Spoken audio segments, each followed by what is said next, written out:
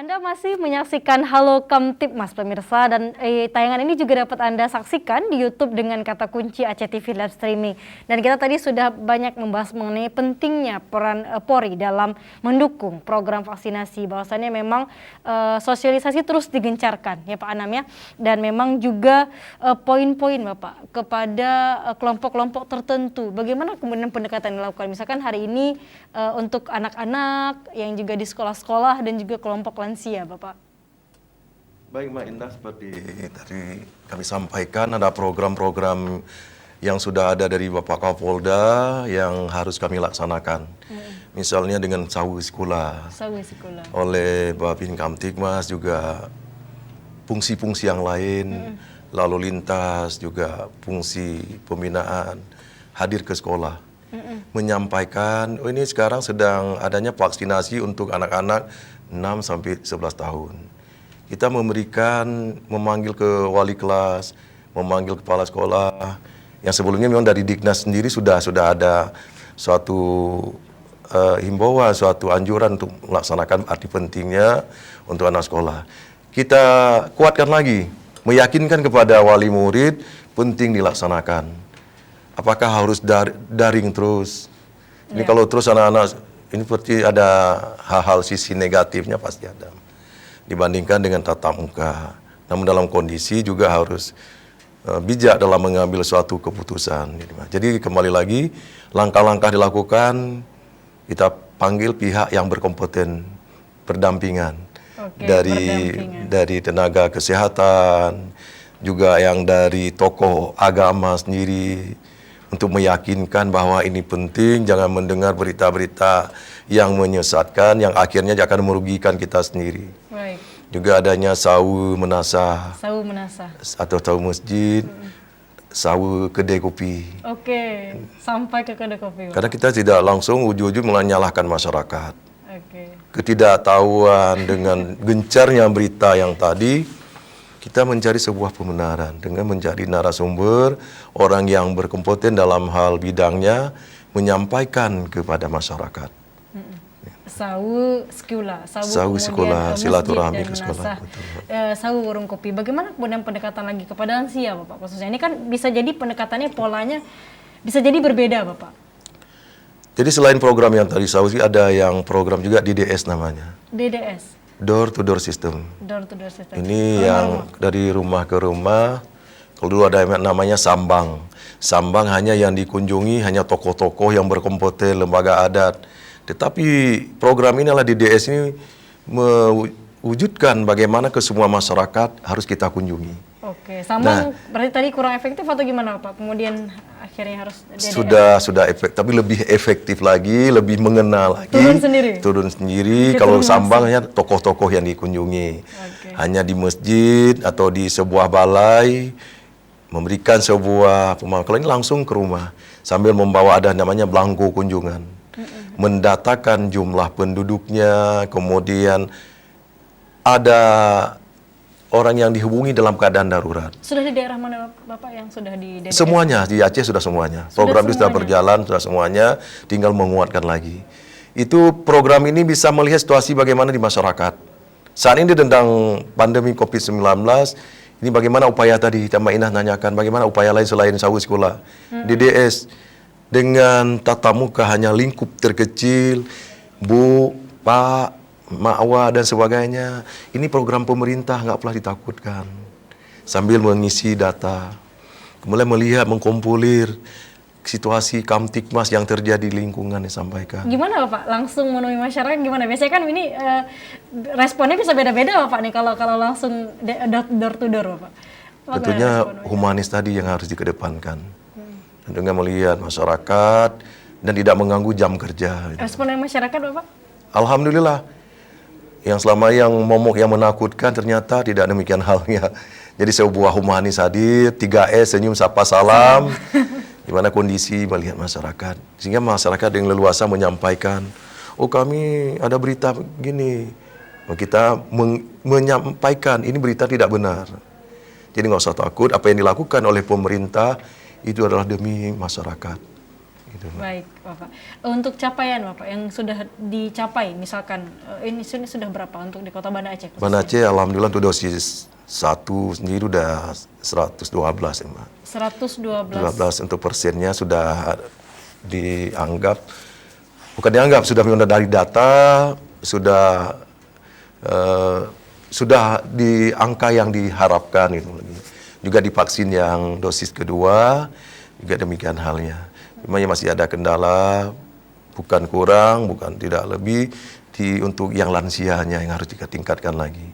Dan perlu lagi upaya yang harus kita lakukan, tentunya dengan dari petunjuk arahan, bimbingan dari pimpinan yang akan kami laksanakan untuk pencapaian tadi sesuai dengan harapan. Ini untuk lansia gimana Pak? Dikejarnya gimana nih?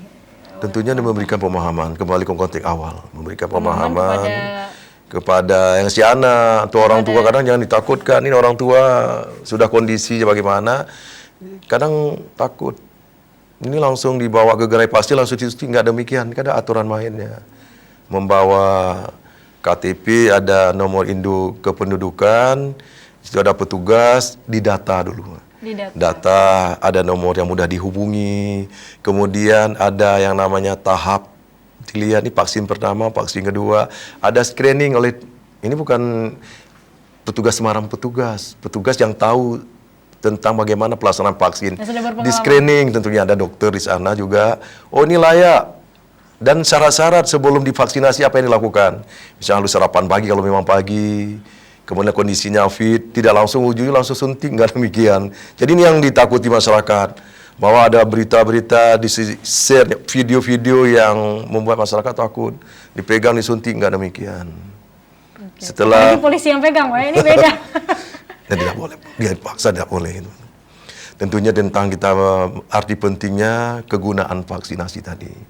Alhamdulillah, rekan-rekan semuanya dengan bimbingan dari pimpinan akan lebih bersemangat lagi. Jangan pernah menyerah itu.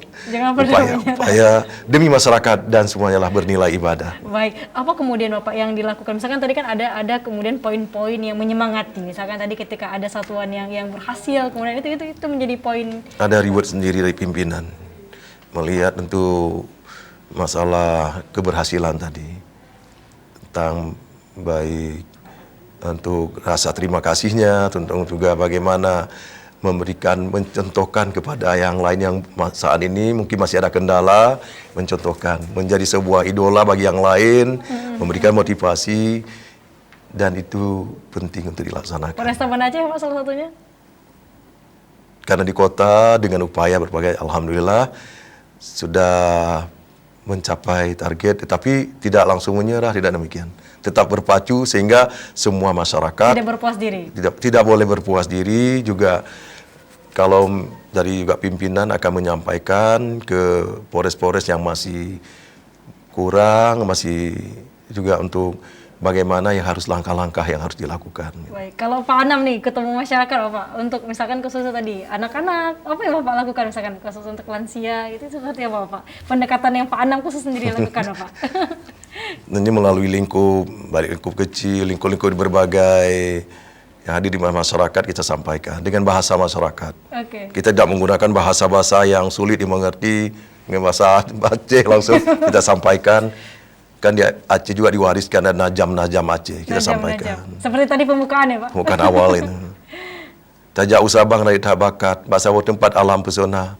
Kamu tu kena dengan sabuh tekad demi masyarakat bebas dari corona. Jadi yang kami lakukan memberikan penyuluhan. Ini yang sudah dilakukan oleh rekan-rekan di lapangan, Babin, juga staf-staf semuanya, terjun langsung di persimpangan, di pasar-pasar, kita sampaikan himbauan. Saat melakukan aktivitas tidak berkerumun, kemudian menjaga jarak, menggunakan masker. Oh, saya sudah divaksin, bukan berarti mengabaikan, tidak demikian. Ada juga yang menanyakan, Pak, kalau sudah divaksin, kok masih terkena? Terkena pun tidak parah, tidak drop, tapi gejala ringan. Karena tidak mengindahkan protokol kesehatan tadi. Baik, bagaimana Bapak menjawab anggapan apa misalkan, oh ini polisi udah turun nih, jadi masyarakat justru semakin takut, itu bagaimana Pak menjawab anggapan-anggapan tersebut? Kita kembali lagi, polisi itu tidak perlu ditakuti. Tugas polisi adalah mengayomi, melindungi, dan melayani masyarakat. Kita sampaikan. Tentunya dengan bahasa yang bijak, bukan sebuah hal yang membuat masyarakat terluka, dan membuat masyarakat nyaman. Baik. Artinya dalam hal segala, tidak hanya di COVID-19, ada misalnya sarana kontak, juga ada gotong royong bersama, kita hadir gitu. Ada kemalangan, ada orang musibah, ada orang meninggal, ada babin sendiri kadang terjun untuk mengantar ke kuburan, itu suatu masyarakat. Bukan mencari sebuah pujian, kalau pujian hanya fata morgana sesaat, tetapi nilai ibadah di dalamnya. Yang tadi 3 ajas tadi, legalitas, necesitas, proporsionalitas, diikat akuntabilitas. Tanggung jawab di hadapan ilahi Rabbi, amanah yang diberikan oleh negara, tanggung jawab kepada negara, tanggung jawab kepada pimpinan, tanggung jawab pada diri kita sendiri, apa yang akan kita berbuat nantinya. Baik, tanggung jawab itu penting ya Pak? Ya, sangat penting. Banda Aceh hari ini PPKM Bapak? PPKM, kita sudah masuk ke PPKM. Level Bapak, level hari ini? Level ketiga. Level 3 Bapak ya. Nanti kita akan bahas itu Bapak. Bagaimana kemudian pendekatan yang bisa dilakukan, misalkan apakah pembatasan yang dilakukan hari ini, misalnya khusus untuk Polri fungsinya. Kita akan lanjutkan nanti Pak Anam. Kita break lagi Pak. Jangan kemana-mana pemirsa, kami masih akan kembali setelah iklan yang satu ini.